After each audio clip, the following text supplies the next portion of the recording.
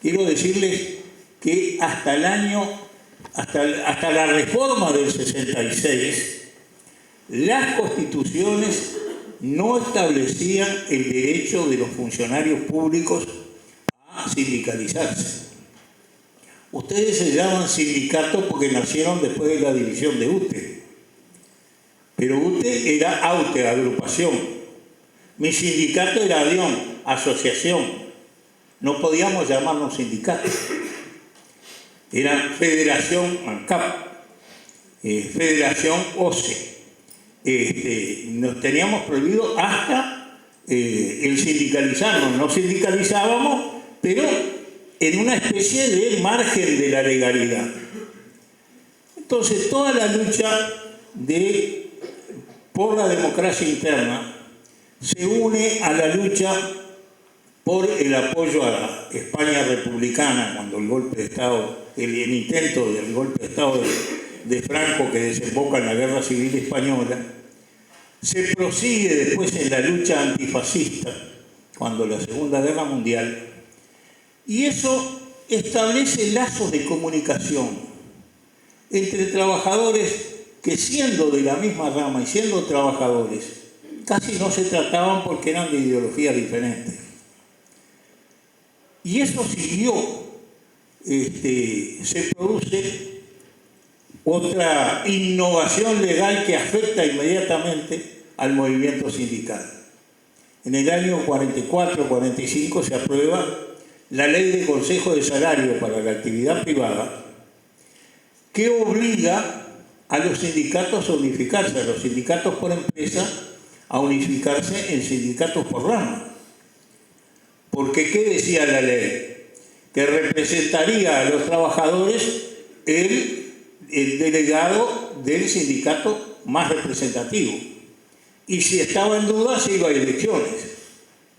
Entonces, también en los nombres se reflejan. El SUNCA, Sindicato Único Nacional de la Construcción. Los metalúrgicos son también Sindicato Único, es femenino, no me acuerdo ahora, pero la Unión General de Trabajadores del Metal y Ramas Afines. Es decir, el primer paso hacia la unificación es el salir de los sindicatos por empresa a los sindicatos por rama. Eso fue un gran avance que permitió que en el mismo sindicato conviviera gente de distinta ideología y aprendieran a conocerse. También, así como no somos indiferentes a los gobiernos nacionales, tampoco estamos ajenos a los vaivenes de la política internacional. Termina la Guerra Mundial y empieza la Guerra Fría. Durante los años de la guerra hubo una sola central sindical mundial, que era la Federación Sindical Mundial.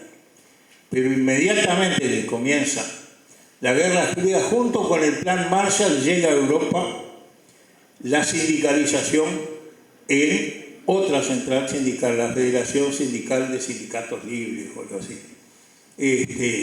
auspiciada y sostenida por los sindicatos norteamericanos y por las embajadas norteamericanas. Acá también tuvimos, junto con la UGT, que era una rama casi indiscernible del Partido Comunista de los años 40. Al decir de Pastorino, creo que no había 10 palabras diferentes entre el programa del partido y el programa de la UGT. Junto con la UGT aparece la Federación Sindical del Uruguay, que es una dependencia directa de la Embajada de los Estados Unidos.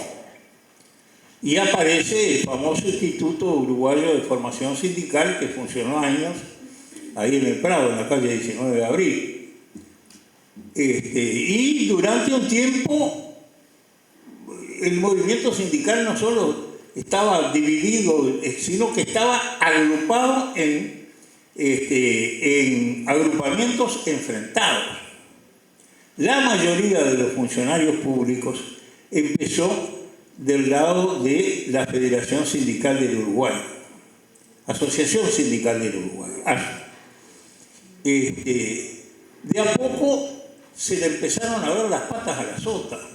Es decir, era cada vez más corrupta la dirección de ASU. Entonces, de a poco los sindicatos se fueron independizando, separando, pero sin unirse, porque el sectarismo de la UGT era muy grande también. Entonces, se produce, digamos, ese sectarismo que esterilizaba las luchas sociales, termina repercutiendo en cambios dentro de los partidos de la izquierda. El Partido Comunista tiene su gran congreso del 55, que renueva la dirección y renueva el programa y busca la unidad de toda la izquierda. El Partido Socialista, años después, rompe con la Segunda Internacional a raíz de la guerra de Argelia. Resulta que era un gobierno socialista de Francia el que estaba bombardeando y matando a los argelinos que luchaban por su independencia. Eso fue lo que determinó, digamos, la separación del Partido Socialista de la Segunda Internacional. E incluso los cristianos tienen todo un movimiento de renovación que termina transformando la Unión Cívica en el Partido Demócrata Cristiano con un programa mucho más progresista. Lo que crea condiciones para comenzar el diálogo. Y otra cosa que no debemos olvidar nunca, no hay acuerdos ni unificaciones si la gente se conoce poco. Veníamos hablando con el compañero en el viaje, veníamos los tres charlando acerca de la utilización de los nuevos medios de comunicación. Ustedes son el sindicato de la comunicación, ¿cómo no van a usar las videoconferencias, todo lo demás? Pero eso no quiere decir que sustituya al contacto personal. ¿Qué es lo más importante que van a sacar ustedes de este congreso?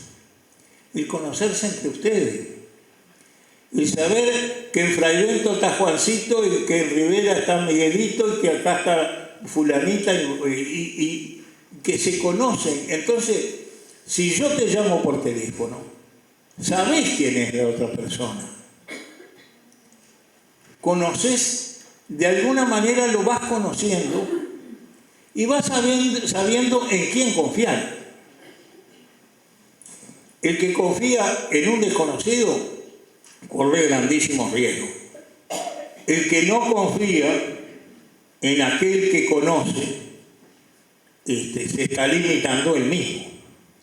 Es decir, los dirigentes que formaron la CTU, una historia de la CTU debería hacerse porque fue un gran intento de unificación, y sin CTU no hubiera habido CNT, a pesar de que la CTU nació para hacer la CNT y disolverse. La gente que llegó a la CTU ya se conocían, hacía años que estaban trabajando juntos, luchando, peleándose y conociéndose. Sí, la clave de la unidad, y por eso nosotros hablamos siempre de la unidad en la diversidad. Es decir, ¿qué es lo que nos une? Que somos clase trabajadora. Eso es el rasero común para todos nosotros. Lo que nos separa son las ideologías que podamos tener. Pero entonces, ¿qué es lo que aprendimos a lo largo de años? Que había que buscar los factores de unidad. No hacer hincapié en aquello que me separa. Porque si yo me quiero, lo vivimos en los matrimonios también, si me quiero pelear, dijo, no, porque en la sopa le faltó sal, que no, y la otra dice, no, yo le puse sal. Y ahí estamos, ya nos transamos. Y no era lo importante. Lo importante es la convivencia, lo importante es lo que podemos hacer juntos. Entonces, eso llevó a que el diálogo, digamos, fuera entre conocidos, que sabían quién era el otro, qué pensaba el otro, de qué pata rengueaba, qué iba a tolerar y qué no iba a tolerar. ¿Sí? Se hace hincapié en que los sindicatos que no se habían integrado a la CTU, fundamentalmente textiles, no es casualidad que la mayoría de las dirigentes mujeres en aquella época vinieran de la aguja y de textiles. Era donde trabajaban las mujeres. Las mujeres no trabajaban en las fábricas hasta que aparecieron las textiles. Llegó a haber 30.000 textiles en el país, de los cuales la inmensa mayoría eran mujeres. Y eso se reflejaba en la dirección. Los textiles y los gráficos.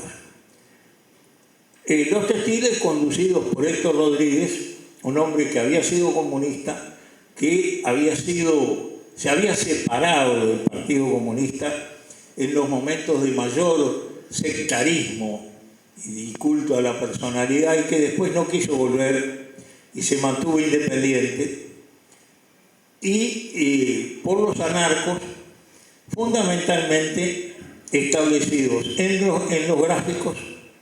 No sé por qué los gráficos siempre fueron anarquistas, y en un sindicato que se hizo bajo la lluvia de palos y que convivió en las peores condiciones, que fue el sindicato de Funza. Creo que no hubo patronal más mala que la de Pedro Sáenz en Funza, que además era un canalla. Cuando tenía sobrestock, buscaba una provocación, cuestión de que los obreros fueran a la huelga, y él, que tenía acumulados los neumáticos, seguía vendiendo mientras los obreros se desgastaban en huelgas que de repente duraban 80 días, que obligaban a la solidaridad, y que por ahí al final terminaba chantajeando al gobierno para restablecer las condiciones de trabajo. Un sindicato que, nacido en esas condiciones, era durísimo. Pasaba sin saludarlo y ya arrancaban con algo, porque no podían menos. Es decir, el trato con el patrón de alguna manera te va formando. O el tipo te aplasta o endurece la cáscara. Y eso hacía que Funza fuera un sindicato muy combativo y muy independiente.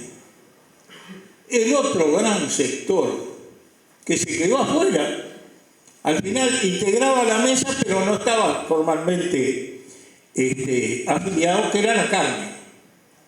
La carne en aquella época estaba toda concentrada en el cerro. Y entra en crisis porque los procesos de unificación económica europea y la acción del Plan Marshall en la reconstrucción de Europa hace que nos vayamos quedando fuera del mercado de exportación de carne y lana. Aparecen los textiles sintéticos.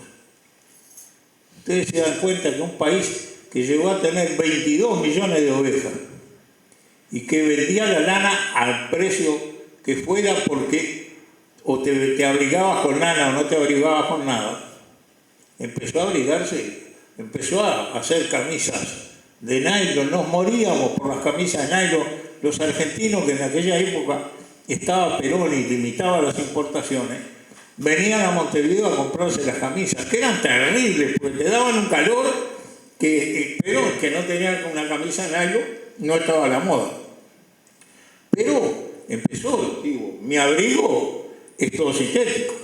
Entonces, la industria de la lana se derrumbó, y con el derrumbe de la industria de la lana se derrumbó también el precio de la lana.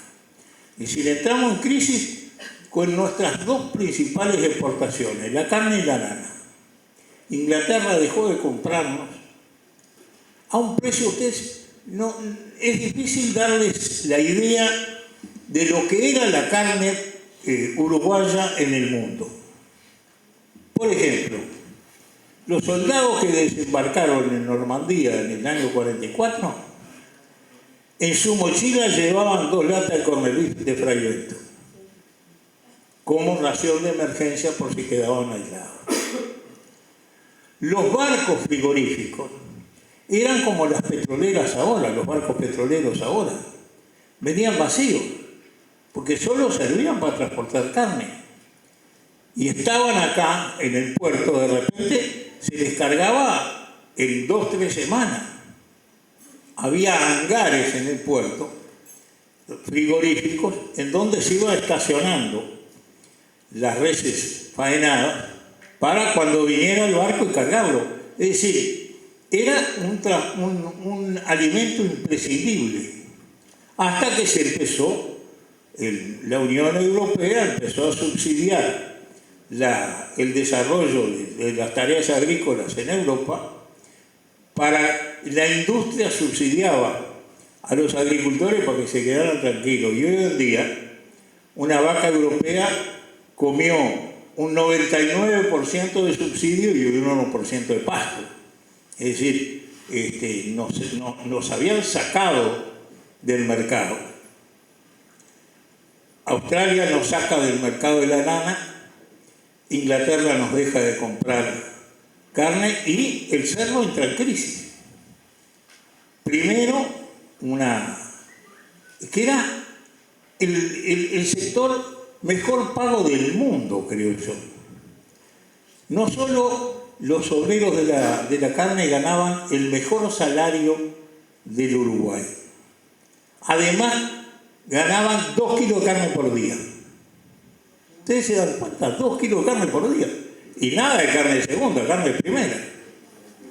A tal punto que uno agarra esos apellidos impronunciables de los checoslovacos, los polacos, que tienen 4 consonantes juntas que no saben ni cómo pronunciarlo. Y los tipos no recuerdan las comidas nativas que trajeron sus padres. Esos sí son los grandes asadores de carne, porque vivían comiendo asado. Cuando eso se corta abruptamente, cierra el SWIFT, cierra el anglo, se van los capitales y los obreros quedan en el frigorífico nacional y los que quedaron desocupados quedan, digamos, en una cooperativa que era la muerte, porque no tenía un peso, vivía de los préstamos que le hacían la Positiva Sociedad Anónima, que era una financiera de Charlone, que fue ministro de Terra y después de Pacheco Areco, que era el que le prestaba capital para comprar ganado y le cobraba terribles intereses. Es decir, la aventura de la cooperativa del frigorífico del Cerro terminó en lo que terminó, en un desastre. Pero entonces, la carne en pocos años pasó a ser digamos, el sindicato más poderoso y por eso mismo más autónomo del Uruguay, a ser el sindicato en crisis permanente.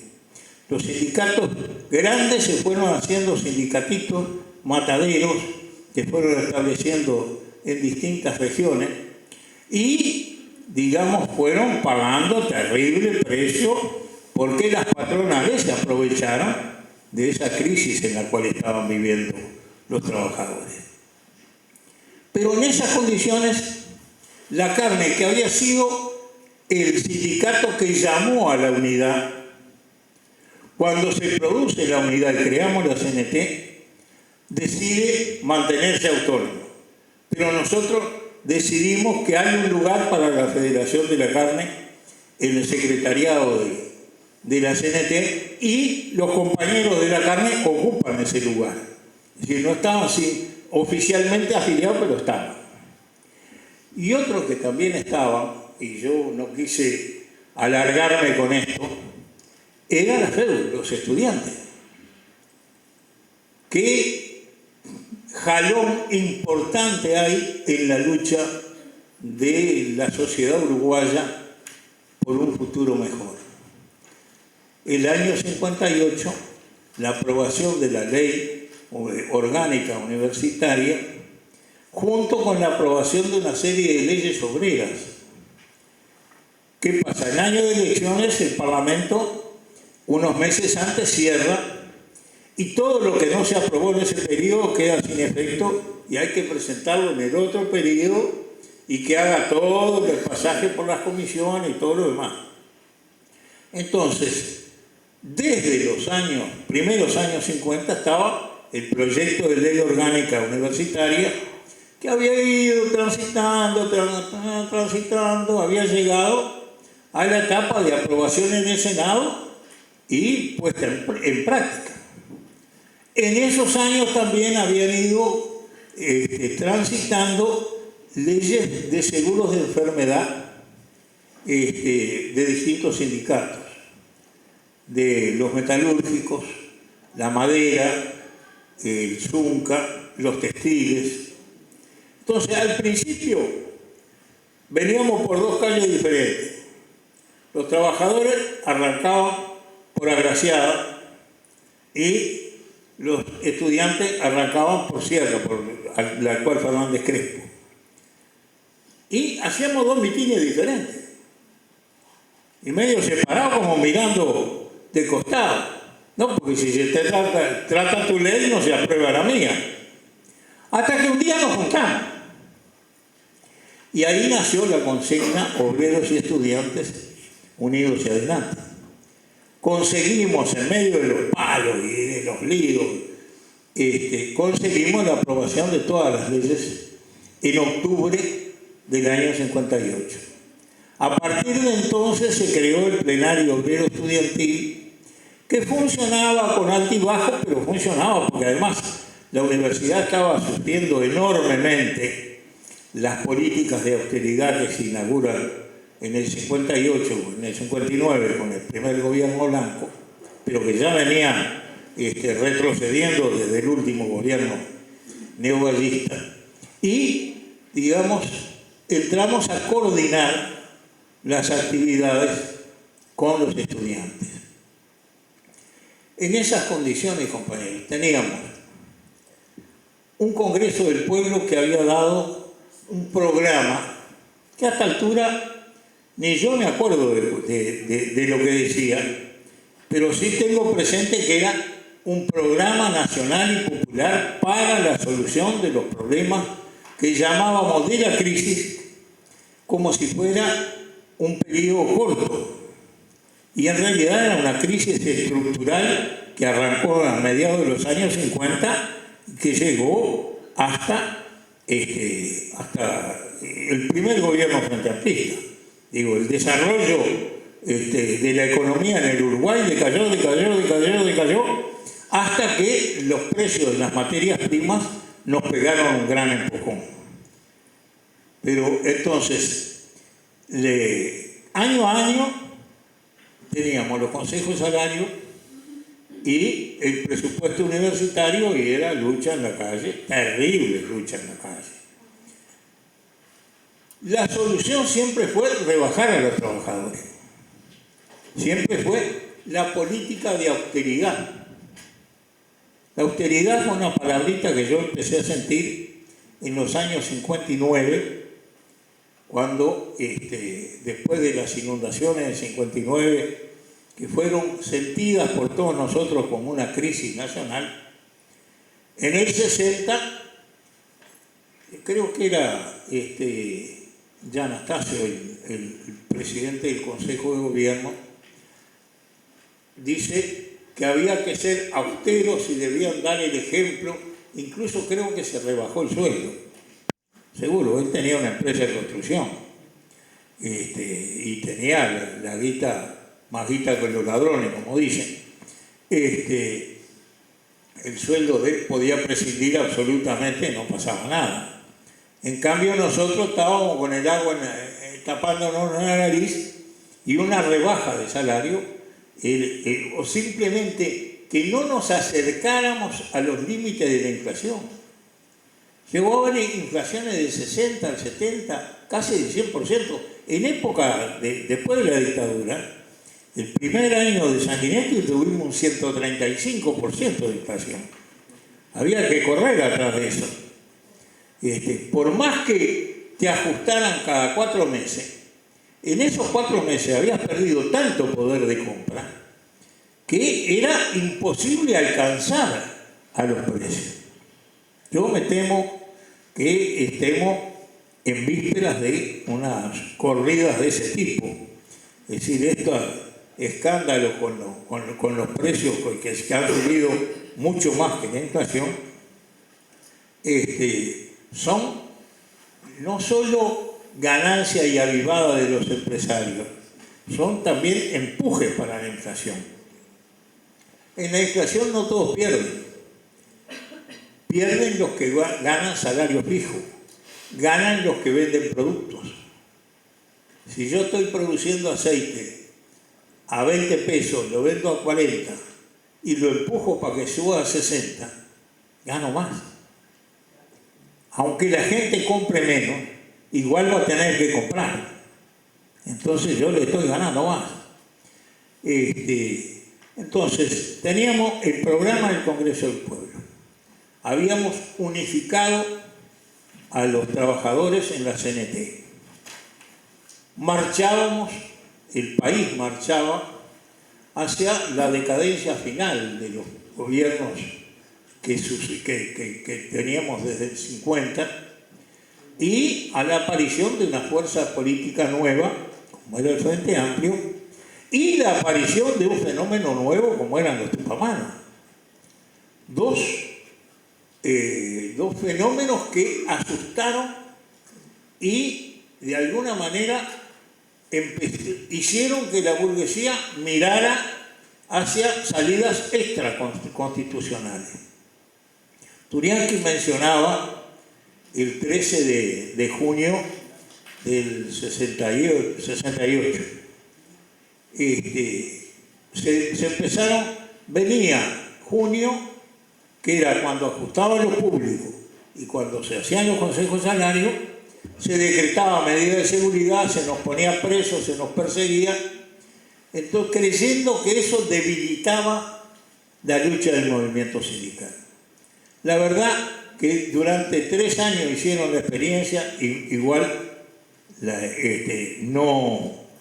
no debilitaron nada, pero por más que vos hicieras fuerza, por más que llegaras a lo que te parecía que era lo justo, ellos después aumentaban los precios y estaban en la misma. Es decir, la carrera entre precio y salario es una carrera que o se estabilizan los precios o es una carrera perdida. Me acuerdo, en el año 60 hubo una gran huelga municipal y una gran huelga textil. Me acuerdo a Héctor Rodríguez explicando, decía, ¿de qué gano yo si tengo un barril en donde echo agua por una canilla si el barril no tiene fondo y se va toda el agua que he hecho por ahí? Y eso era lo que nos pasaba. Echábamos agua en nuestro salario, pero el barril no se llenaba nunca porque no tenía fondo. Y la plata no valía nada. O perdía valor rápidamente. Mucho más rápido de lo que podíamos renovar nuestros ingresos. Entonces, se dan condiciones que ponen en riesgo el dominio de la burguesía y del imperialismo, que es otra fuerza. No me voy a pasar media hora explicándoles todo lo que nos hicieron, pero nos hicieron perradas increíbles. Yo me acuerdo, les cuento una sola. El Uruguay era un gran exportador de trigo a Brasil. En el año 58, el imperialismo estaba determinado a que perdiera el Partido Colorado y ganara el Partido Nacional, con Chico Tazo, que era un agente de los yanquis. ¿Qué hacen? Cuando teníamos 400.000 hectáreas plantadas de trigo, le venden trigo a Brasil por la famosa ley 480 de excedentes agrícolas, en que era a pagar la mitad en 10 años y la otra mitad en la moneda nacional, y se invertía en el propio país. Es decir, le regalaron trigo. Nos dejaron con 400.000 hectáreas de trigo plantados sin tener a quién vendérsela. Fue ahí que subió la yerba, y era ahí que le mostraban paquetes de yerba a Luis Valle en los actos políticos. Porque sí, ahora no estamos bastante acostumbrados a que la yerba suba. Pero en el Uruguay que subiera la yerba en aquel momento era una cosa espantosa. En época de la dictadura acá y en la Argentina, se lo hicieron lo mismo a Viola, el que vino después antes de Galtieri y después del primero, del gran asesino argentino. Que la Argentina, como Estados Unidos no le vendía trigo a la Unión Soviética, por no sé qué lío, cada tanto aprovechaba para cerrarle la canilla a los soviéticos. Acá, en la Argentina y acá, se jugaron a la operación trigo y plantaron trigo a patadas. ¿Qué hizo Estados Unidos? Cuando ellos están a contratación, cuando nosotros teníamos ya el trigo vendido, sacaron sus excedentes agrícolas, vendieron trigo en el mundo, tirando el precio abajo, y cuando el precio estuvo bien en el suelo, compraron el trigo argentino y llenaron de nuevo sus graneros. Es decir, lo que se hace en la bolsa se hace también con las materias primas. Lo están haciendo con el petróleo ahora. Están agarrando a Venezuela, a la Unión Soviética, a Ecuador, a países productores y exportadores de petróleo. Bueno, medio me perdí por dónde andaba, pero digo, teníamos una central única, se estaba gestando una unidad política que amenazaba el predominio de los partidos tradicionales, un programa emergente del Congreso del Pueblo que era de alguna manera el referente para toda la izquierda, y empieza también, digamos, una violencia política creciente con medidas de seguridad recurrentes, hasta que al final de Pacheco se convirtieron en permanentes, incluso con desbordes constitucionales. Una noche, por no sé qué manejos entre el Partido Nacional y el Partido Colorado, Echegoyen mandó votar contra las medidas de seguridad, porque cada tanto tenía que renovarse las mismas con la aprobación de la Asamblea General. Entonces, a la medianoche, la Asamblea General levanta las medidas de seguridad y Pacheco las replanta. Es decir, ese fue el primer desborde constitucional aceptado por la sociedad. Es decir, no volvieron a insistir en levantarle las medidas, no lo llamaron a juicio político, se callaron la boca y agacharon el lomo. Es decir, y hay un involucramiento cada vez mayor de los militares en la vida nacional. Involucramiento que se manifiesta, por ejemplo, en que dos cabezas de los partidos tradicionales son generales. El general Gestido, que resultó electo, y el general Aguerrondo, fundador de los tenientes de Artigas, de la logia golpista, que en el 73 fue la que comandó el golpe de Estado. Entonces, cada vez más empieza lo que llamábamos el deslizamiento. Yo nunca había visto un golpe de Estado, no tenía idea de cómo era. Y ahora ven que hay una gran discusión sobre cuándo fue el golpe de Estado, si fue el 9 de febrero, si fue el 27 de junio. Yo digo que el verdadero golpe de Estado fue la Ley de Seguridad del Estado de Guerra Interna, votada el 14 de abril de 72, que le permitió a los militares encarcelar, torturar, allanar sin ningún reparo constitucional. Pero de cualquier manera nos vamos saliendo de la Constitución.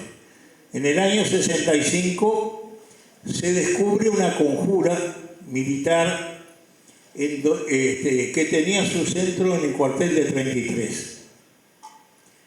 Se alcanza a resistir y fue allí que nosotros empezamos a discutir seriamente. Ahí fue que salió la consigna: si hay golpe de Estado, huelga general.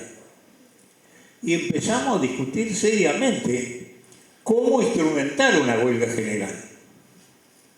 Porque una cosa es decirlo y otra cosa es decirlo: hacemos una huelga general y que la gente se quede en la casa. Si se queda en la casa, ¿qué va a hacer? Escuchar la radio, leer los diarios si sale. Y los diarios y la radio, ¿qué le van a decir? Que la huelga está perdida, que hay que ir a trabajar. Entonces tenemos que tener las fuerzas concentradas. De ahí la idea de huelga general, que se completó después con ocupación de los lugares de trabajo, que es también un problema logístico muy importante. Vos ocupás un lugar de trabajo, de donde trabajan 150 personas. Tienen que turnarse, son gente de familia. Algunos tienen que quedar, otros tienen que ir a la casa, tienen que cambiarse de ropa, ver a los hijos, a la mujer, hacerse ver, y después vuelven ellos y se van otros. Tienen que comer. Yo me acuerdo en los primeros años del gobierno de Sanguinetti, cuando todavía se hablaba de la democracia tutelada, hubo un momento en que pareció que volaba Sanguinetti y volaban todos. ¿Cuándo? La firma, la ley de caducidad, todo eso. Entonces, el PCNT reafirmó la consigna de huelga general. Y allá salimos a recorrer sector por sector a decirle a los compañeros: miren que si hay golpe de Estado, hay huelga general de nuevo. Me acuerdo que estaba en saneamiento ahí en la calle Quijote, y bueno, me hice el discurso, todo muy bien, de acuerdo, aplaudían, y después un gordito me separa y me dice: che, Platero, mira, yo estoy en un grupo que sale en turismo, tengo parrilla, olla grande. Digo: este pensó en la cosa. No es decir huelga general y ocupación, es cómo va a comer esa gente, dónde va a dormir, cuántos se pueden quedar y cuántos no se pueden quedar. Cómo hacemos toda la logística de algo que nos incomunica a nosotros mismos. Es decir, si tenemos distintos sectores, ¿cómo nos mantenemos comunicados? ¿Cómo sacamos información? ¿Cómo hacemos lugares, direcciones de reserva? Que ya en eso teníamos bastante práctica, porque cuando venían las medidas de seguridad, dividíamos las directivas. Media directiva pasaba a una clandestinidad mediana y la otra quedaba más o menos en público. Después, cuando la cosa se puso más fea, empezamos a nombrar directivas de reserva, que no mostraban la cara, pero que si nosotros caíamos, ellos iban a tomar la posta. Y ir afirmando, digamos, toda la red de delegados, porque una cosa son los dirigentes y otra cosa es la inmensa mayoría de los compañeros que están por ahí en grupos de 20, 30, 50, 10, 5. ¿Cómo se les llega? ¿Quién recibe la información? ¿Qué es un delegado? Un delegado no es el que tiene entusiasmo y va a la sede. No. Un delegado tiene que ser una persona responsable de que su sector cumpla con las directivas del sindicato, y también responsable de traerle a la directiva del sindicato las ideas que los compañeros le expresaron. Me acuerdo, después de la huelga general, que habíamos terminado bien, con la gente caliente, dándose cuenta de que la cosa no iba para atrás, que el golpe de Estado era un hecho, pero con la gente combativa. Entonces baja. Yo en ese momento estaba entreverado con Adión, iba otro compañero a la dirección de la CNT. Baja la consigna de hacer un paro general. El mismo año, después de la reafiliación sindical, que fue entre agosto y fin de año, un paro general. Y era dura la cosa, la gente no quería. La gente estaba con el sindicato, se había reafiliado a su sindicato, pero sabía que un paro general no arreglaba nada. Sentía en el corazón eso. Y nosotros hicimos, me acuerdo, hicimos un acuerdo con los delegados de los sectores principales. Bueno, ustedes trabajan hasta el final con la idea de hacer ese paro general. Y con toda sinceridad nos dicen si hay condiciones o no hay condiciones. Nosotros vamos a trabajar por el paro general, pero cuando ustedes nos digan no hay condiciones, vamos y decimos en la CNT no hay condiciones.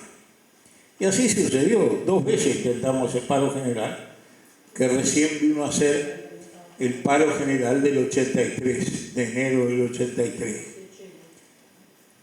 Y por ahí, estando preso, estábamos en el mismo piso con Gerardo Cuesta y conversábamos. Cuando los recreos eran de caminar, trillábamos de a 2 porque no podíamos juntarnos más que 2 personas. Y un día hablando, digo, che Gerardo, ¿y por qué tanta insistencia con el paro general? Me dice, porque queríamos prever la reacción estolipiniana. Me mató. Le digo, ¿qué estolipiniana? Ah, vos no sabés, dice. Después de la insurrección de 1905 en Rusia, nombraron un ministro del Interior que fue terrible. Y ese periodo se llama el periodo de la reacción estolipiniana. Era lo que quería evitar la CNT con ese periodo muerto que queda después que vos haces un gran esfuerzo y ellos logran sus objetivos y deberían haber seguido atropellando contra nosotros. Sus contradicciones internas se lo impidieron.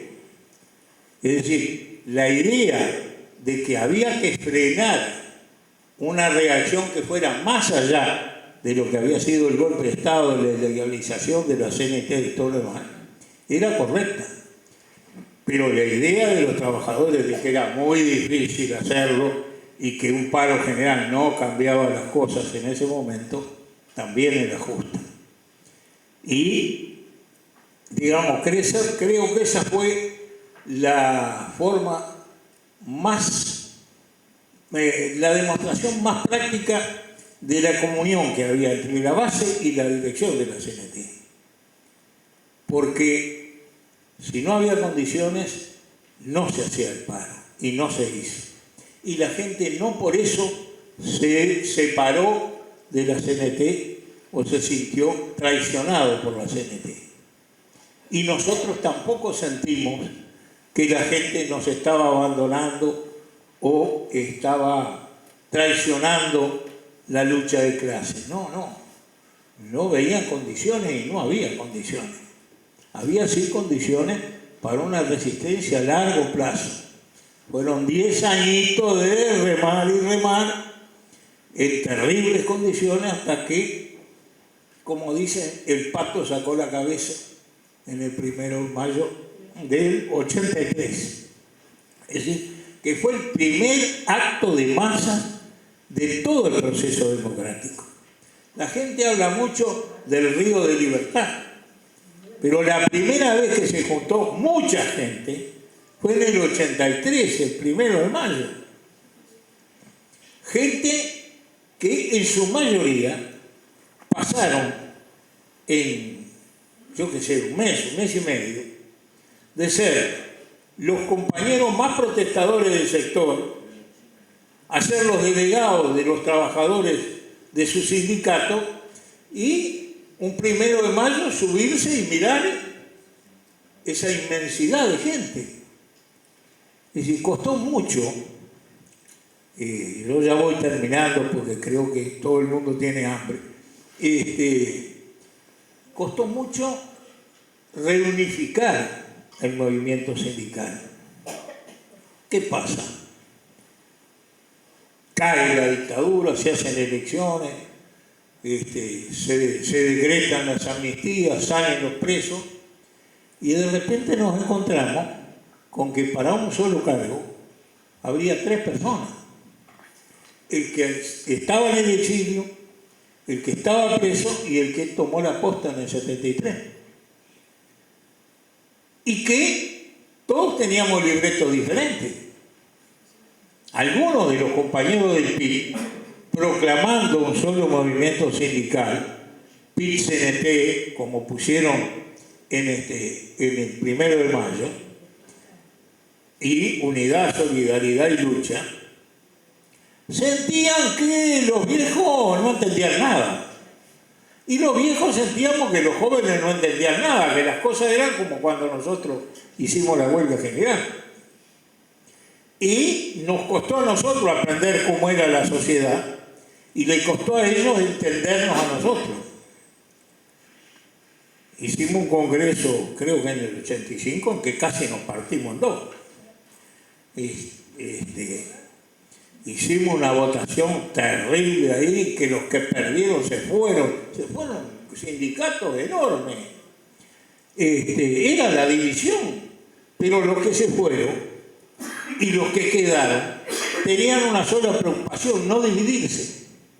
Ahí fue que empezamos los viejos, Turiansky y otros compañeros, a hacer de puente para reunificar lo que formalmente no se había dividido, pero estaba en 2 ranchos aparte y no querían ni hablar. Se creó, digo, la figura del Pepe de Lía era una especie de eje. Todos convergíamos en que el Pepe era el hombre. Entonces, en torno al Pepe de Lía se formó una dirección provisoria que era doble.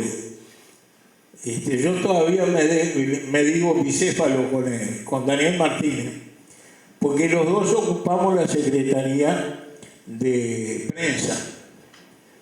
Y yo decía, son secretarías bicéfalas, uno de los que estaba en este rancho y otro de los que estaba en este rancho.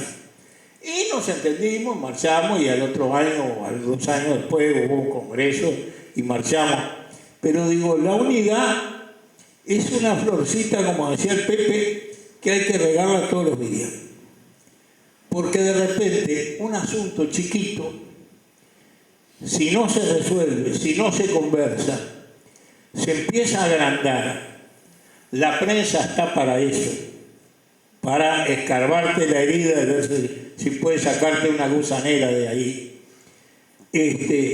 Entonces, lo fundamental es tener en cuenta que la unidad vale mucho más que la independencia, y que la unidad se consigue si todos estamos de acuerdo en que pertenecemos a una clase, que nos ganamos la vida con nuestro trabajo y que por encima de todas las cosas tenemos responsabilidades para con la clase trabajadora y también para el país. Porque hay una cosa que caracterizó al movimiento sindical uruguayo desde el principio. Nunca fuimos peseros, nunca peleamos por nuestros pesos. Peleamos por nuestros pesos y por un país distinto. Y ahora seguimos peleando por nuestros pesos y por un país distinto. Por eso, compañeros, yo valoro enormemente este Congreso. Por todo lo que van a discutir, por todo lo que van a acordar y por cuánto se van a conocer unos y otros. Porque eso es lo que le da solidez a este sindicato. Gracias.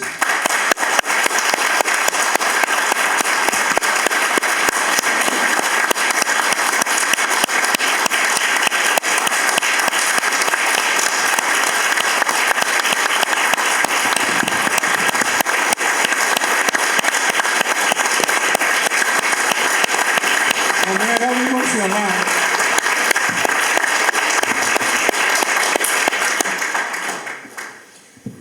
Bien, compañero, agradecerle mucho a Platero y queríamos aprovechar para hacer un espacio también de preguntas, que los compañeros tengan interés o de consultar. Hizo un gran esfuerzo de sintetizar 50 años de lucha en pocos minutos. Por lo tanto, dejamos abierto a todos los compañeros que quieran hacer preguntas. Estamos entre compañeros, entre trabajadores, por lo tanto hay confianza para poder hacer la pregunta que los compañeros entiendan. Vamos arriba. Vamos arriba.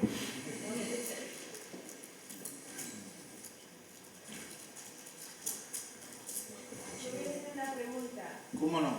¿Tu hijo Daniel Martínez, en el año 83, Daniel Martínez, compañero que está en la intendencia hoy? Sí, Era del sindicato de ANCAP. era del CAP. Era el presidente. Era del CAP. Era el presidente del sindicato de ANCAP. Y como presidente de ANCAP, él integraba el secretariado del PIT-CNT. Por eso, él me dice cabezón y yo le digo bicéfalo. Estábamos juntos en el secretariado.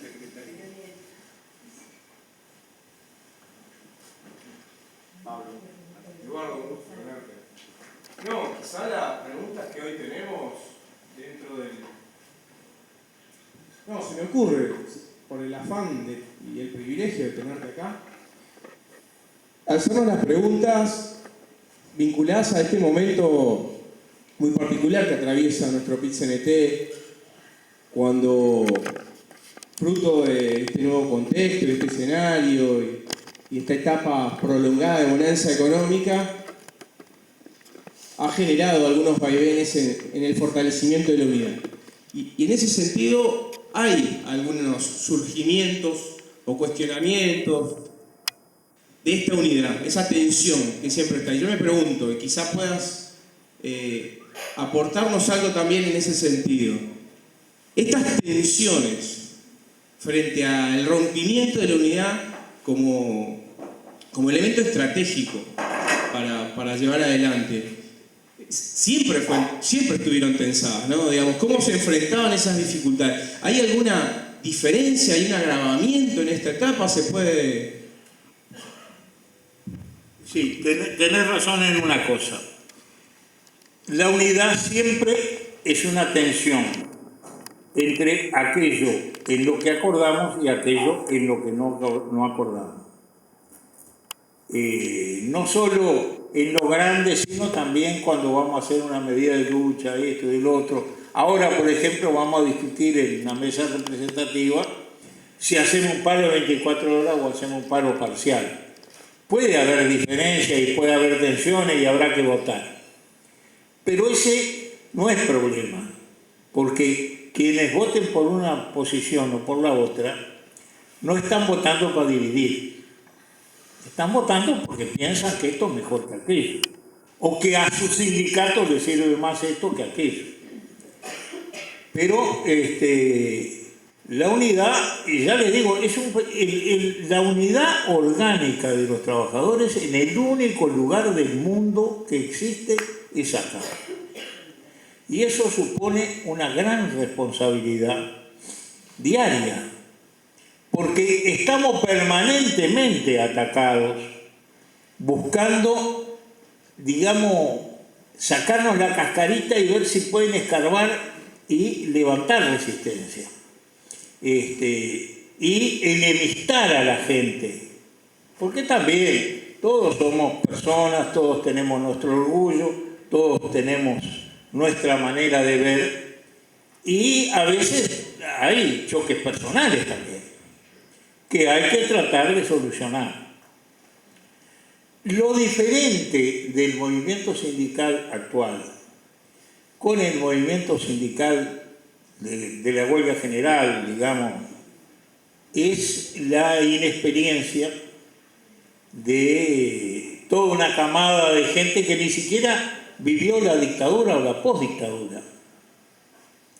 Anoche estaba una nieta mía contándome que estudia acá en cuarto de liceo, que estudia en Librillos, y me dice, y yo le pregunté, sí, porque son fotocopias. Y me dice, abuelo, ¿en tu época había fotocopia? ¿Qué va a haber fotocopia? No había nada. Es decir, no concebía el mundo sin fotocopia. ¿Te das cuenta? Muchas gracias. Hay mucha gente a la cual hablarle de la huelga general. La huelga general fue hace 40 y pico de años, yo qué sé. Salimos de la dictadura hace 32 años. Es decir, el otro día, en un homenaje a los 6 meses del fallecimiento de Turianqui, hablábamos que hace un par de años los viejos de la CNT hicimos un encuentro de las 3 generaciones, refiriéndonos a la generación de la CNT, la generación de la resistencia y la generación del PIB. Pero ahora habría que hacer un encuentro de 4 o 5 generaciones.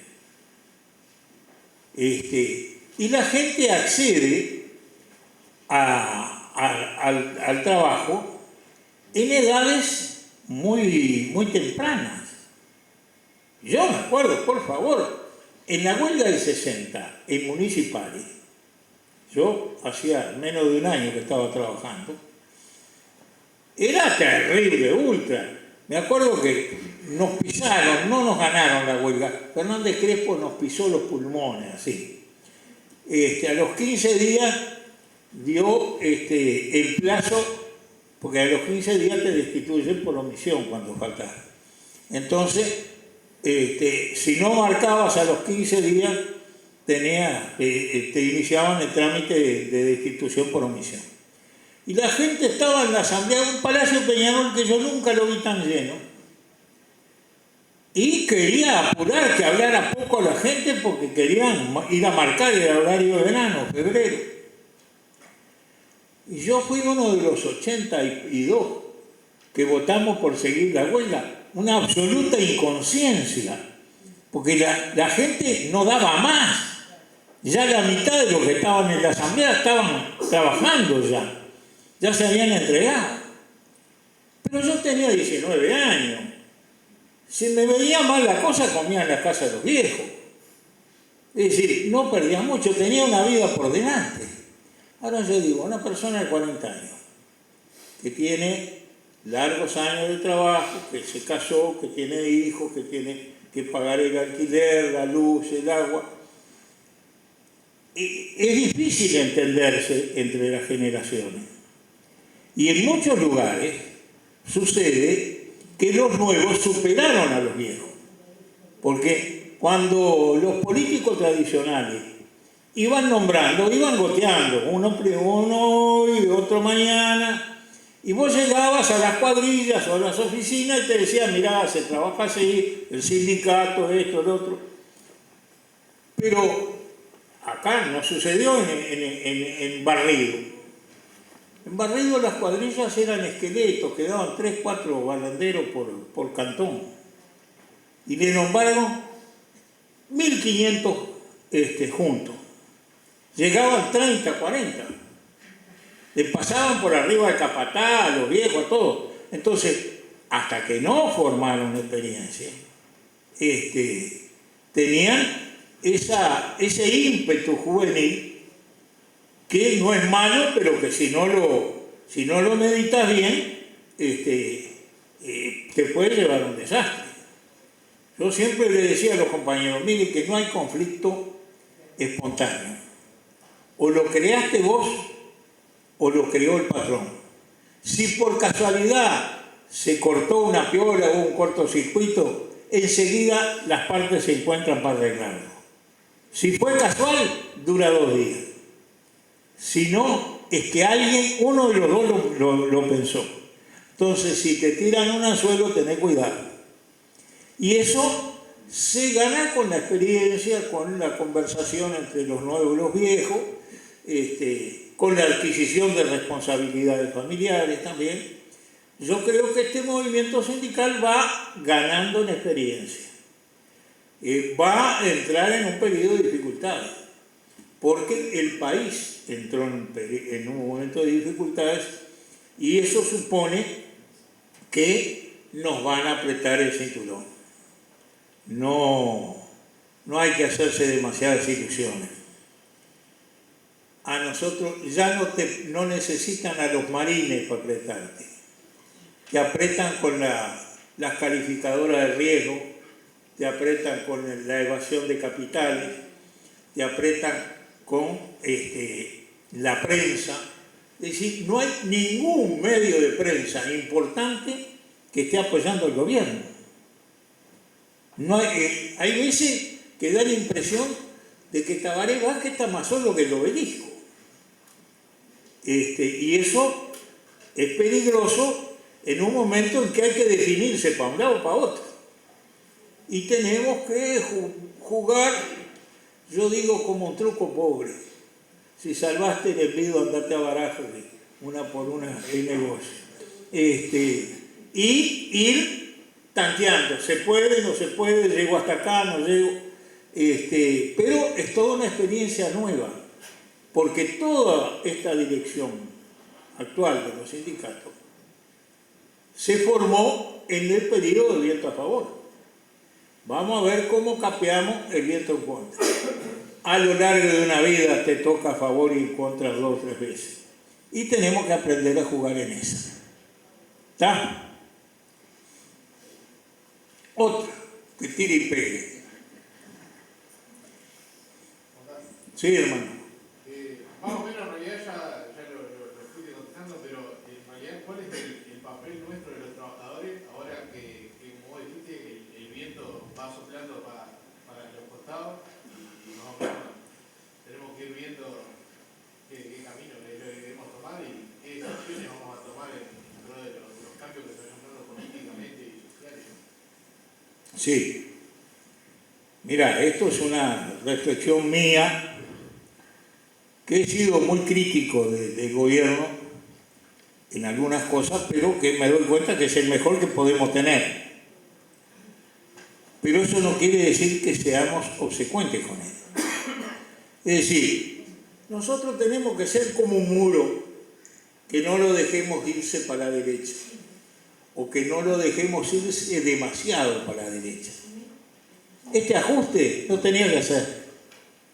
Si no ajusta, le bajan la calificación, las calificadoras de mérito, bueno, eso. Y no tenés un crédito. Y somos un presupuesto deficitario. Es decir, que si llega octubre y no te compraron el bono del tesoro o letra de tesorería, no pagás el sueldo. Entonces, el gobierno tiene que hocicar en algunas cosas. Lo que no debemos es dejarlo hocicar demasiado. Lo que no debemos, y estoy pensando un artículo para publicar que se va a llamar "Mirá que no soy boludo", porque me calentó no sé ni quién era porque no se le veía la cara a este nabo, que apareció diciendo porque hicimos una aplicación en el teléfono que usted se puede fijar dónde es más barato el aceite y dónde es más barato el azúcar. Ah, sí, yo me voy a fijar, voy a comprar el aceite en Jan y voy a comprar el azúcar en Manzanares y voy a ir acá y de allá. No sea nabo, no me trates de nabo a mí que no lo soy. Controlar esos precios. Paraste un camión de morrones y dejás que yo lo compre a 140 pesos el kilo. ¿Por qué no lo dejaste pasar? Es decir, esas cosas, digo, el gobierno va a recular, va a dar pasos para allá y para acá, está en una situación difícil. Y nos ponen en una situación difícil, pero nosotros tenemos que ser el muro hacia la derecha. No dejar que se deslice demasiado. Porque si no, la gente va a perder la ilusión. Es lo que le pasó a Dilma. Ahora Lula lo está reconociendo. Nos equivocamos. Dilma se equivocó y tiene que volver para corregir. Sí, se equivocó. Se hizo demasiado fondo monetarista. Y la gente se retrajo. Y cuando vos te retraes, el otro sube. Dejó que la gente la derecha le ganara a la calle y cuando quiso sacar a la gente ya la calle estaba ocupada. Ahora están repechando, pero no debió haber dejado que esto cayera tanto. Y veremos. Cuando uno tira los dados no sabe qué número va a salir. Lo tira con intención de que salga el que precisa. Pero vamos a ver, tenemos fuerza y tenemos una dirección que sabe carpetear también. Vamos a ver cómo nos va en este enfrentamiento, que no va a ser solo va a ser todo el periodo. Porque la economía no se recupera y andamos rengueando y mientras rengueen siempre va a haber tentación de transar con los más poderosos. Y nosotros tenemos que ser el tábano que pica el buey. ¿Está, compañero? Salud, compañero. Todas las preguntas que tengo son para mí, porque la intervención ha sido tan buena que me ha dejado mucho más preguntas de las que yo tenía para mí. Pero tengo una puntual, que es... No te va a escuchar. Sí, espérate, porque te vengo oyendo, pero tengo miedo de no sentir bien la pregunta. Por eso le doy. Sí. Hola. Saludaba tu intervención, tu exponencia, que me pareció muy buena, y te decía que las preguntas que tengo son más para mí que para vos. Pero tengo una puntual, que es, además me emocioné con vos y con tu final, ¿no? ¿Qué sentís ahora vos?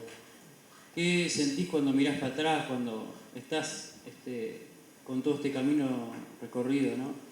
Cuando mirás para atrás, ves todas esas luchas, ¿qué sentís vos? ¿Cómo te sentís adentro? Eso es lo que me interesa. Lo demás lo vamos aprendiendo, pero ¿qué sentís vos? Mira, yo he reflexionado mucho sobre mi vida, porque fue bastante accidentada, ¿no? Dicen los chinos que te toque vivir un tiempo interesante, son fenómenos los tiempos que no pasa nada. Pero nos tocó vivir ese tiempo y bueno, lo vivimos.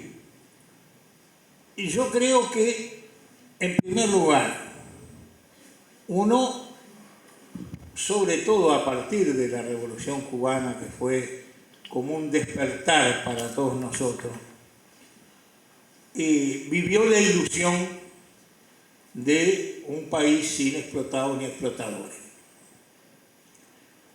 El hundimiento del campo socialista creó un inmenso vacío. Son como esas heridas que no duelen, pero te dejan el machucón que se van agrandando. El mundo se quedó sin referente. Porque antes decíamos, hacemos la revolución y con lo que le saquemos a los burgueses, más lo que le exportemos a la Unión Soviética, aguantamos y le damos los derechos a los trabajadores, que esto y que el otro. Bueno, ni le podemos sacar a los burgueses, ni le podemos vender a los rusos. Le hemos vendido, pero no es como cuando a Cuba la bloquearon y la Unión Soviética dijo, acá no se produce azúcar, se la importamos a Cuba. Pero de cualquier manera, llevando encima ese dolor de que no llegamos hasta donde queríamos llegar, y que es más, que el camino que creíamos tan fácil, no solo no era fácil, sino no era justo, porque desembocó también en una ineficiencia y un burocratismo terrible. Uno dice, ¿hemos avanzado? Sí, hemos avanzado. Entre otras cosas esto.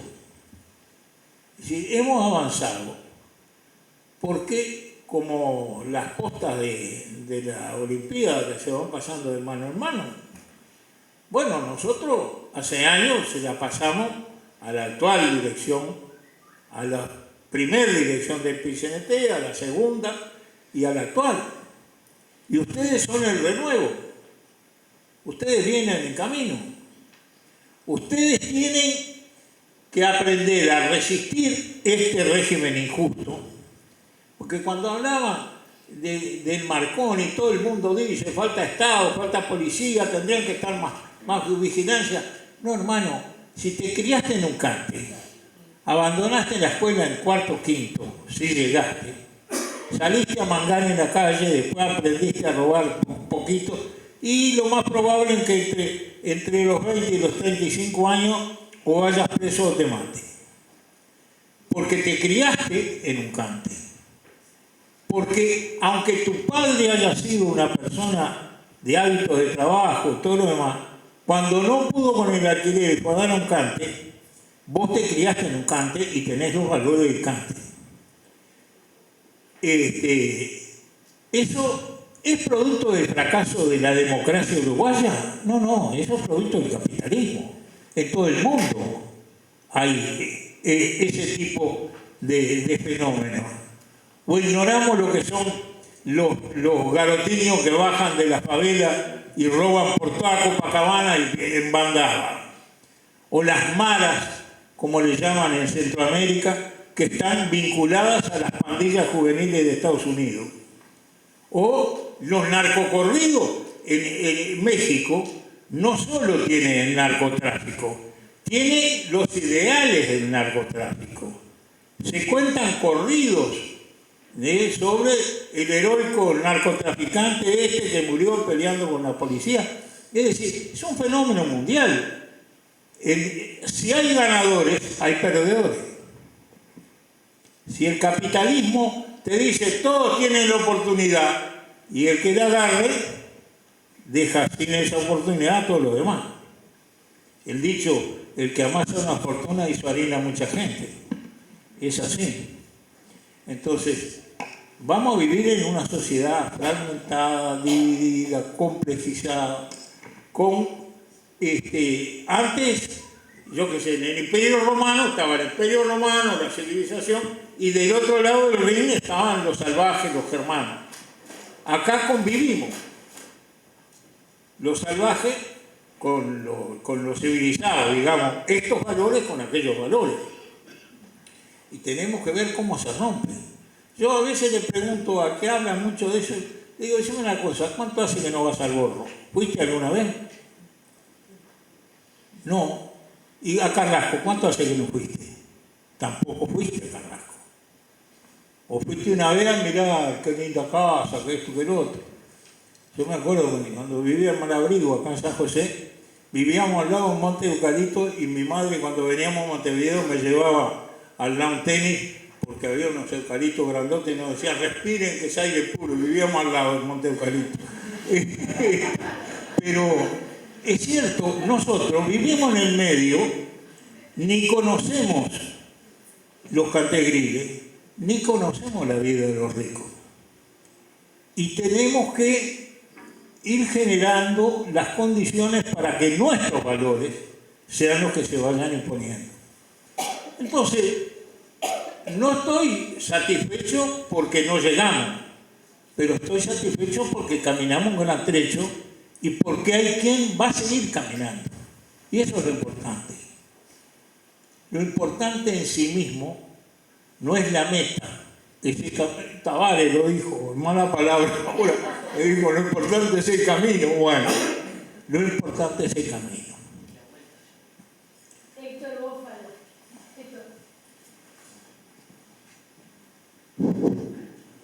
Compañeros, yo conozco gran parte del relato histórico que hizo Platero porque me tocó vivir un par de años previo a la dictadura y de ahí para acá. Comparto en líneas generales lo que ha dicho sobre la trayectoria, el proceso histórico del movimiento obrero, la lucha. Lo que siento a esta altura, en lo particular de mi vida, es que siguen habiendo diferencias en los objetivos, no sé si en los objetivos estratégicos, sino en los caminos a seguir.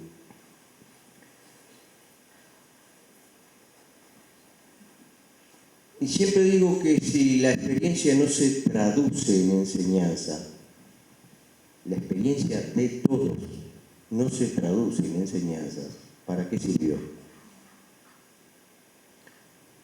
Si cada sector, si cada visión política de un proceso histórico, en una transmisión generacional dentro de ese sector,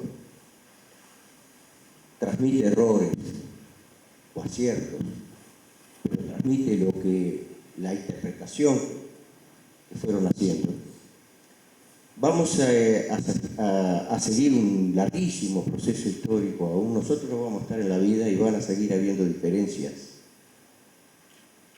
en cómo andar, cómo caminar y hacia dónde ir. Porque la diversidad de opiniones es propia de la especie humana. Es verdad que hay que estar unidos, pero hay sectores, y Platero lo decía y es verdad, no es de ahora, siempre pasó igual. Sí.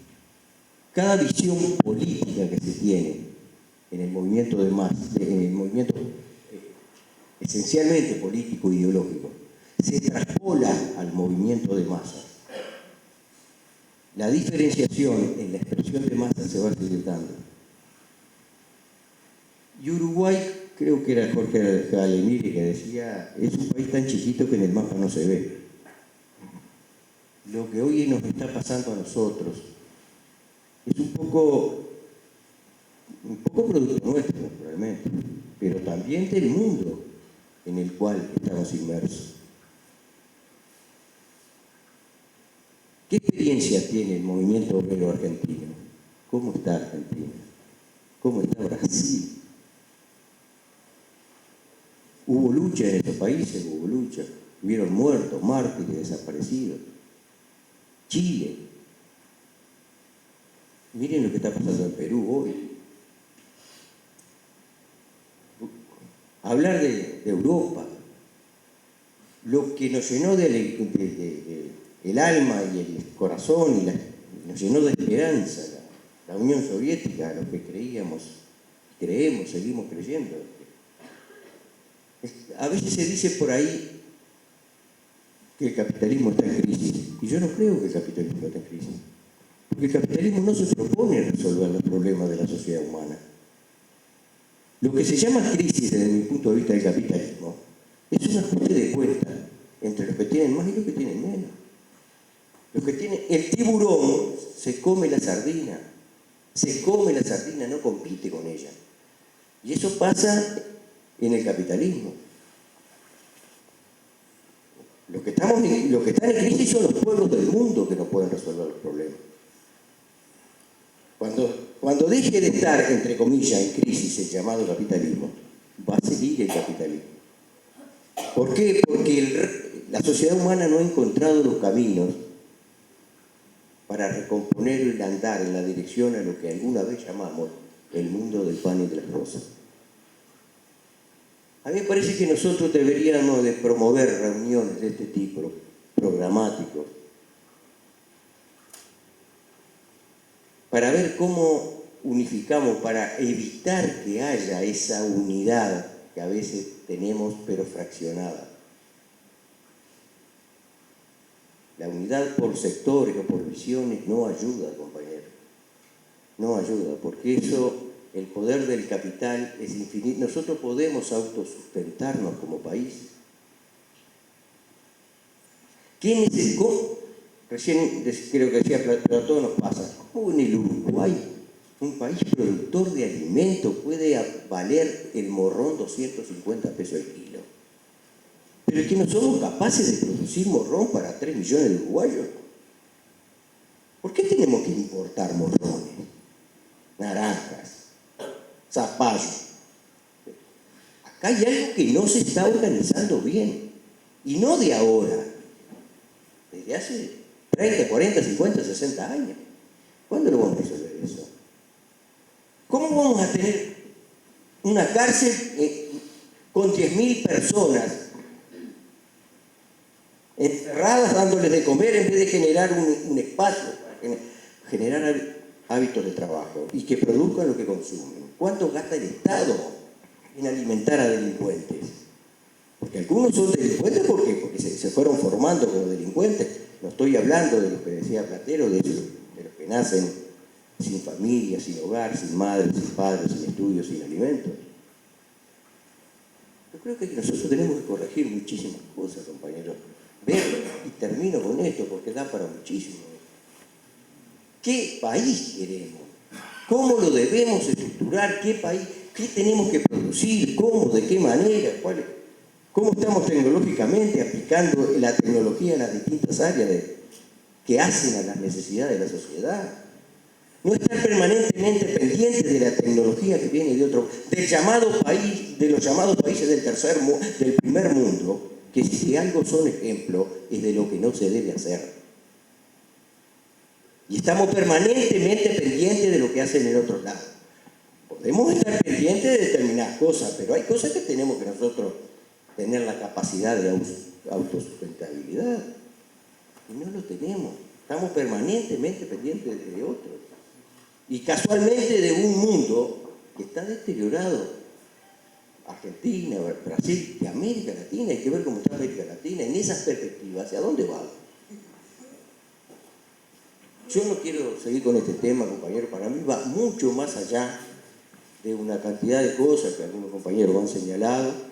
Yo comparto la visión porque la viví, quizás naturalmente Platero tiene unos años más que yo, pero de la muerte de liberarse, que a mí me cambió la vida y me dejé una carrera que vine a hacer de Paysandú en aquella época, porque sentí que el día que el pueblo tuviera lo que necesitaba para vivir con decoro, por ende lo iba a tener yo también y no iba a necesitar un título universitario ni una chapa a la puerta. Pero siento, compañero, que hay cosas que no la hemos resuelto bien. Y esa división que hay de visiones que nos hace sentir a cada uno. Me quedo con aquello de Rigoberta Menchú que decía en una oportunidad. El análisis crítico es la mejor manera de corregir errores. Pero si cuando vamos a hacer el análisis crítico, hacer el análisis colectivo de un balance, de un proceso, el error siempre es otro, estamos en el horno. Hay cosas que hay que ver, compañero. Y termino diciendo una sola cosa. No solamente en América, en Europa, en cantidad de lugares. Miren ustedes lo que pasó con la Unión Soviética, que a mí me duele como a todos. Que nos llenó de esperanza. ¿Cuándo vamos a estudiar qué pasó ahí? ¿Cuándo vamos a estudiar qué pasó ahí? Si nosotros no sabemos eso, compañeros, vamos a seguir cometiendo los mismos errores que cometieron los que nos precedieron. 20, 25, 30 millones de soviéticos diseminados en los campos de Europa con la cabeza destrozada, el cuerpo destrozado por las bombas nazis. Cayó como un castillo de naipes. Nadie salió a defender. Hay algo que está mal, compañero. Y hay que saberlo.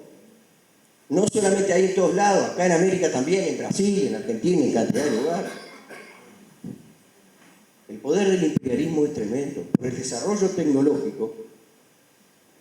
Ustedes pusieron a pensar, compañeros, cuánto gastan en armamentos cuando hay niños que pasan hambre.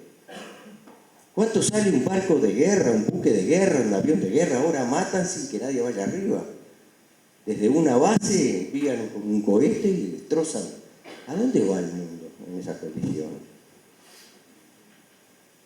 Es cosa muy delicada, compañero. Yo creo que, en fin, ojalá que podamos seguir analizando esto de otra forma, ¿no? Por más tiempo.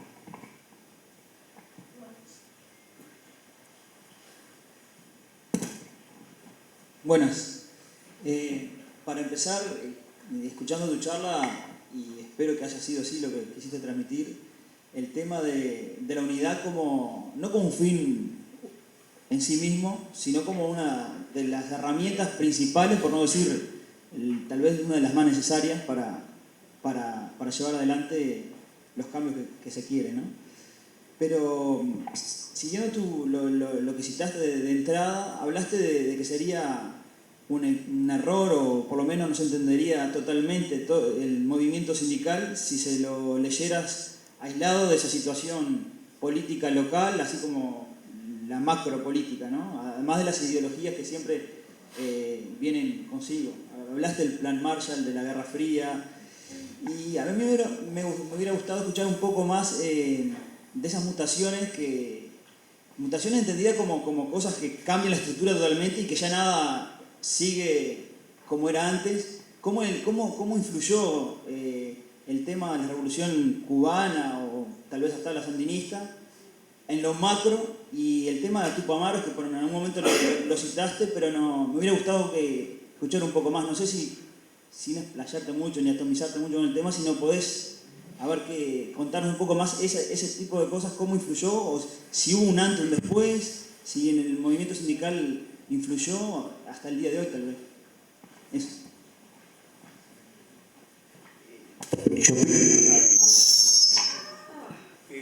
Compañero, ahí está. Hola, sí. Compañero, en primer lugar, el compañero que habló, digo, que lo sentí muy mal porque además tengo una oreja sola, esta está sin tímpano. Estoy de acuerdo. El asunto es que vamos a tener que pensar mucho e ir elaborando, porque efectivamente el capital financiero ha pasado a dominar el mundo, incluso el propio imperialismo. Es decir, creo que todavía no hemos establecido la etapa en que estamos viviendo. Cuando yo enseñaba historia, me acuerdo que enseñaba que hubo dos grandes revoluciones en el sentido productivas que abarcaron a todo el mundo. La revolución neolítica, que enseñó a plantar y a domesticar animales, y la revolución industrial. Bueno, creo que estamos viviendo la tercera, que la revolución científico-técnica de los años 70 en adelante ha hecho un cambio tan vertiginoso en la vida de la gente que ni nos damos cuenta. Y que así como la revolución industrial creó la burguesía y llevó la burguesía al poder, esta revolución científico-técnica llevó al capital financiero a predominar por encima del capital industrial. Es decir, ¿quién maneja? Yo les recomiendo, miren, hay un artículo, va de nuevo, creo que se llama, un mensuario, que ahora que tengo computadora, me regalaron una computadora del 2013 y me paso leyendo. Estudia muy bien el concepto de la oligarquía criolla, que para nosotros era muy fácil en el 70 decir los oligarcas, porque era la rosca entre los estancieros y los banqueros y los frigoríficos. Bueno, hoy no hay banca nacional, salvo la estatal. Todos los bancos son extranjeros. Las grandes extensiones de tierra pertenecen a fondos de inversión que están gobernados por gente que tiene parte de ese fondo de inversión, pero que son gerentes. Ellos cobran pase lo que pase. Y para eso usan los fondos, las calificadoras de riesgo, para decir, no, invertimos en tal lado porque nos dijeron que se podía invertir.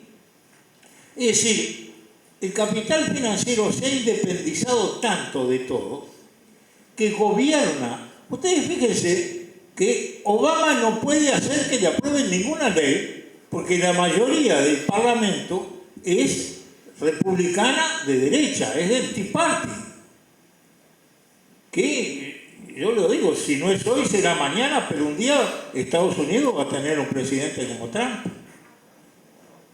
Porque la evolución es hacia ese lado. Y Donald Trump lo único que no tiene es antisemitismo, porque en Estados Unidos no puede ser antisemita, pero es tan nazi como los nazis. Y es la representación de ese nuevo capital financiero que está hasta desorganizando a los países. Los estados nacionales surgieron y se reafirmaron como estadios de circuitos protegidos económicamente, con el desarrollo de la revolución industrial. Hoy en día el desarrollo del capital financiero pasa por encima de las fronteras nacionales y, digamos, desorganiza a los países.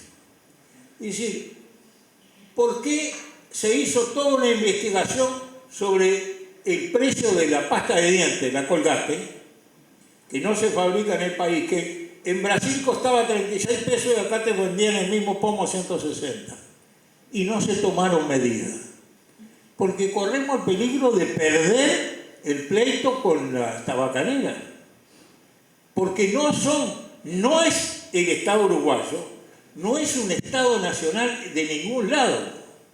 La que está juzgando si el Uruguay es culpable o no es culpable es un tribunal de negociantes, de financistas, que forman esos tribunales paralelos a la justicia. Es decir, el Estado a nivel mundial está retrocediendo. Y eso significa un desafío nuevo, la creación de una clase dominante nueva, que no sabemos todavía, no le hemos puesto nombre porque, digamos, todos estamos intuyendo que pasa esto, que pasa lo otro, pero no tenemos verdadera visión general. A nosotros se nos amputa la información. Compañeros, yo mencioné el problema de las luchas sociales en Francia. Desde marzo están luchando contra una reforma laboral que, como no se pudo imponer por ley, usando poderes especiales, Hollande la aprobó por decreto. Ahora, entre junio y julio, se tiene que volver a la Asamblea General y votar. Pero digo, nosotros ni nos enteramos porque los diarios y los informativos de televisión nos hablan de fulanita que está viviendo en la calle o menganito que se le incendió la casa, pero no nos dicen que hay millones y millones de franceses haciendo huelga. Y que es una huelga contra cosas que nos van a tratar de imponer acá dentro de unos años. Es decir, también la revolución científico-técnica nos llenó de información absolutamente irrelevante. Yo les contaba a los compañeros en el auto, el otro día viajaba en el ómnibus, me senté en el asiento de los bobos y me di cuenta que ya no se puede llamar el asiento de los bobos.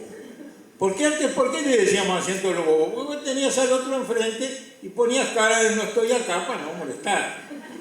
Pero ahora, el único que no tenía un telefonito era yo. Todos los demás no miraban enfrente, estaban mirando el teléfono. El otro día, en un acto de la calle Pou, en Florida, estaba el tipo discursiando y atrás de él había dos con el telefonito. Es decir, ¿y qué te trae los medios de información? Y te permite saber, yo qué sé, qué está pasando en el Everest. Pero no te dice nada, no te hace la síntesis de eso. El hecho mismo de que puedas explicar, creo que son 140 palabras, no sé cuánto, te obliga a la información banal. Las botijas están en el liceo y están titeando.